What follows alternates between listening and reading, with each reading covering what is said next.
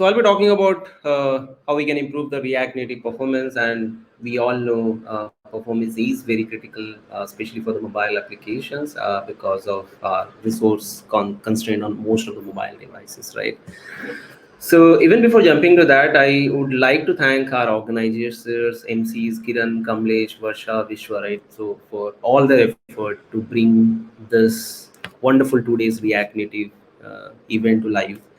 And a little bit introduction on my side. So myself, Patro, I work as a lead engineer for Lowe's. So apart from building application and platform for Lowe's, I love to share and talk in conferences like this.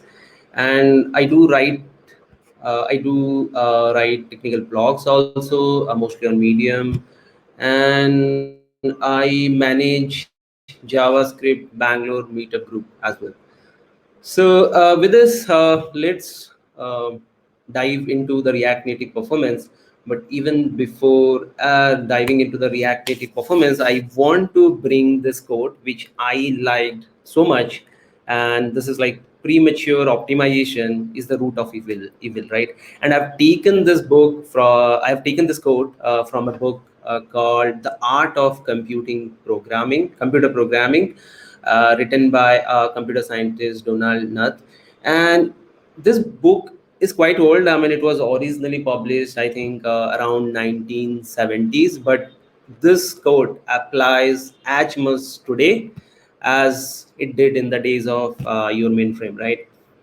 And why I'm saying this code even before jumping to the performance thing. So what I have seen, sometimes we are so much obsessed over performance too early, and fail to deliver something what business need, right? And we try sometime to chop and change the product so often on worrying about our performance, and mostly those effort doesn't go well. And because we don't analyze the tools, the libraries or the requirements before jumping to the conclusion. So that's why we have to be very careful on premature optimization. But yes, we do have to think performance upfront, but with all those knowledge around it. So let's go with an office scenario where a passionate developer on React is saying, "Hey, let's build this app with React Native." And we may have heard this most of the times during our conversation. What about performance, right? And yes, performance is critical. So let's say then the guy who is working on performance, he's saying or she is saying, okay, so I need a faster app launch time. Obviously, the build time pre-compilation will help to achieve that. The smaller APK size, yes, it's better. Lean on memory footprint on mobiles, easy integrations. Is it a React Native feature? Then it's good.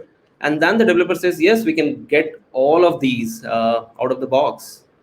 And then this obvious thing will happen, right? The manager or your lead say, hey, are you kidding me? Is it possible getting all this what I mentioned out of the box? And then the developer says, yes, Hermes is there for that. So Hummus is nothing. It's a JavaScript engine which has been optimized, especially for React Native. And it's okay. There is a star over there. It only works for an Android application for now. And integration, right? Because that's a key thing. Anytime we try to integrate any tools, any libraries, or be it an engine to any of the application, and integration is seamless with the Hummus, because it's an Android app. So you have to go to the build file and just make this change. And this is so React call it this as an opt-in feature. So that means everything has been done in the ecosystem, and only you have to go and turn on this feature. So you can enable the hums, then you and then you can clean and rebuild it, right? And then yes, you start using the Hummus as an engine. So that's about how you can do an integration. But there are some other caveat to this. Let's say if you're not on a latest version of React Native, then you need to upgrade that from before to for this to get it. So that details I think you can get from the document. I think it's 0.65 4 version. You have to be on latest, if I'm not wrong. And then let's understand Hummus a little bit, right? Because I'm keep on saying Hummus isn't JavaScript engine, specially built for React Native. So, or is this Hummus is a C++ project, and the best part is we can download Hummus on our own machine. We can set it up, we can customize it, we can rebuild it with tools like your CMake, the Ninja. CMake is nothing but it's an build packaging software, and Ninja is a kind of an assembler or a build system. So you can use those and you can run Hummus on your machine itself. And once you run that, then you can do this Hummus, and then you can execute your JavaScript file. So you can execute your JavaScript file with Hummus, and then you can compile and executing your JavaScript bytecode also. So what it can do, the Hummus can convert your JavaScript to a bytecode after compiling, and then you can execute that bytecode as well. And why I'm saying this, because this you may not need to integrate with your React Native app, because as I mentioned, you just have to change your configuration in your build Gradle file. But I believe anytime you're going and jumping into a tool, you have to go and explore that tool, right? You have to know as much as you can know about that tool, so that you can take a right decision. Yes, this tool makes more sense for my application, considering my users, my requirement which business has provided me, and considering the environment where my application is going to run. So that's why, so I love to do those things. So Hermes provides a playground also, so you can go over there and you can do uh, little stuff over there to understand how Hummus works behind the scene better. So that's about a little more on Hummus. And then if I jump, so Hummus is not only the JavaScript engine, right, on which uh, our React Native application can run. So JavaScript core, which is a default engine choice for your React Native application. Um, but and this JavaScript core, I think this is the same engine which Safari use also behind the scene. But if you run your JavaScript in Chrome debugging option, right, then your JavaScript is actually running on Chrome itself, not on your JavaScript core. So it's actually running on Chrome. That means you're using V8 engine if you are doing the option of Chrome debugging, right? And then the communication with your native code can happen with a WebSocket in that model when you're debugging. And so that's definitely one option, JavaScript code. And then Hummus I have explained like what benefits it provide, right? It provides you out of the box your faster launch time, and better memory utilizations, and smaller bundle size. So, and now, because now we have an option at the runtime to choose the engine, right? And then obviously we have to make a right choices, or we should design our application such a way so that I can change my engine based on the more engine I analyze and more engine I learn, right? So we have to be very careful when we're writing applications. We have to avoid relying on specifics of the engine, right? Specifics of our runtimes. So that if I have to switch my engine sometime, so I should not fall into those specifics. So and then the JavaScript transformer and the syntax transformer. So I think here React Native Babel is being used. So that's there for all the new JavaScript sentence to be. We can utilize that without waiting for the support to be on engine. And then finally, I have mentioned React Native V8 also. So this is not an opt-in React Native feature, but React Native allows you to use any engine of your choice, not only JavaScript core or Hummus. So you can use any of other JavaScript open engine also. So the React Native V8 is again an open source JavaScript engine, specially tailored for React Native. So you can utilize that also. But again, your integration will be not smooth as Hummus. But definitely there are options. You can integrate this native V8 also, and as name says V8, it's on top of our V8 engine. So these are the engine choices, and we have done some analysis on top of this versus JavaScript core, Hummus, and React Native V8. React Native V8 also promising, but Hummus comes very close to be best out of among three with all sort of analysis what we have done. And there are other analysis posting also there, which I've seen a couple of other developers has done, and they have posted on various blogging platform also. And then, okay, the best part is when we're choosing your engine, right? You have to be know, okay, how I can debug my JavaScript because when I'm running on Hummus. So Chrome's debugging tool obviously can be used to debug your JavaScript running on Hummus, and then which is running either on your emulator or running on your live actual device, right? Actual device. So Chrome, so what you can do in a Chrome, and we do, and with debugging Hummus on JavaScript, we know Metro.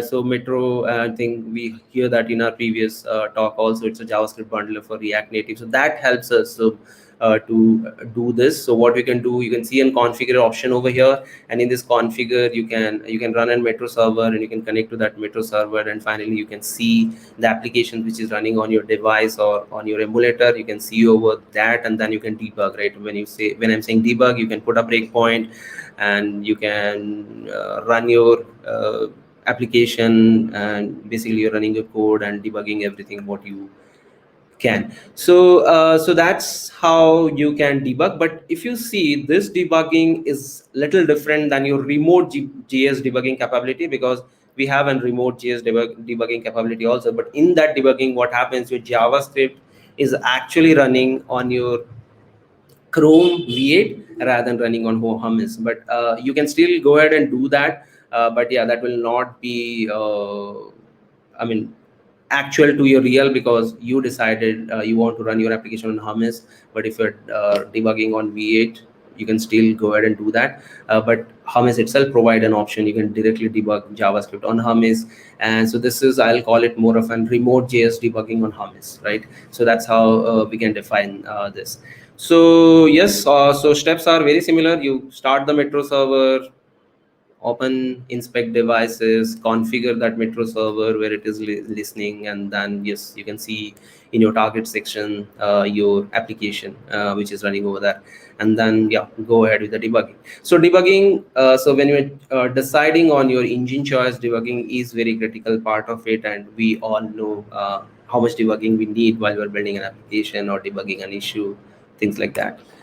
Okay, profiling. Again, profiling is one very key aspect which I have put. So again, we can do profiling our JavaScript. We have done it with our Chrome profiler, right? And again, it's the same thing. This is debug remote JS debugging option. With that, again, you can do a profiling. But again, when we do that option, you're running your JavaScript on your V8 engine. That means you're running on a Chrome. So it will not be as accurate. But yes, you can definitely get to know some high level issues or high level bottlenecks if it is has. But Hummus provides an option, you can do a profiling with your application running on your Hummus engine. So so how you can do that, so again the Metro comes into picture over there. So you can enable profiling via Metro on your application which is running on Hummus, on your mobile application, on or on your emulators. And then you can do a profiling, then you can enable profiling, then you can disable the profiling. Then what will happen, those profile data will get saved, and then what you can do, you can convert that uh, profiling data, Hummus profiling data, to a Chrome tracing profile which Chrome can understand. And once you do that, then you can open, and then you can bring that to your machine, and then you can load that profile. So you can load that profile and then bang on, and you can have all the data to do all kind of profiling what you want to do. And there are some differences between your Hummus profile and your Chrome profile. So basically, I think the Hummus profile is based out of JSON object format, and where your Chrome supports the JSON array format. But again, nothing to worry about.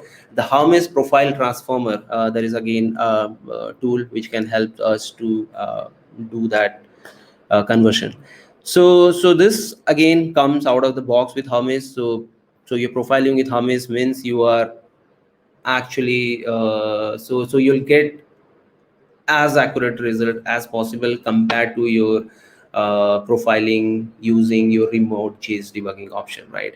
So again, profiling, so you can, apart from this, there are native things also available to do, like you can use Systress for your Android profiling, and same instruments can be used for iOS. But here I'm focusing more on how you can profile your JavaScript code, right? So profiling again is very critical, like the debugging, and which again comes out of the box with Hummus, right?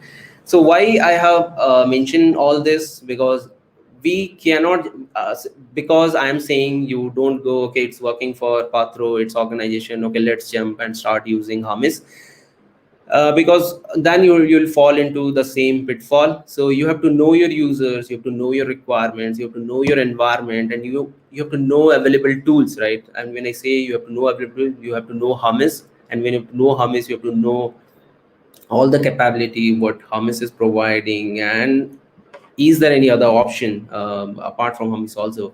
And if you know all these things, then only you can choose right, and then you can choose right engine, right tools to build your React Native application, or you can choose right tools, right engine, so that you can improve performance of your application in right direction. So that's what, so choose right is very important, and to choose right we have to know the technicality and details about it. So yeah, so that's, so these are the resources. So this is an lightning talk, so I'll not go and deep down to the code label, but yeah, there are resources available, so you can jump into these resources and try to understand more about the offerings of Hummus, and you can play around with it. So thank you very much for joining my session. You can connect with me on LinkedIn, Twitter, at NCPathro. Thank you. If you have any questions, yes, you can connect me on that the sessions.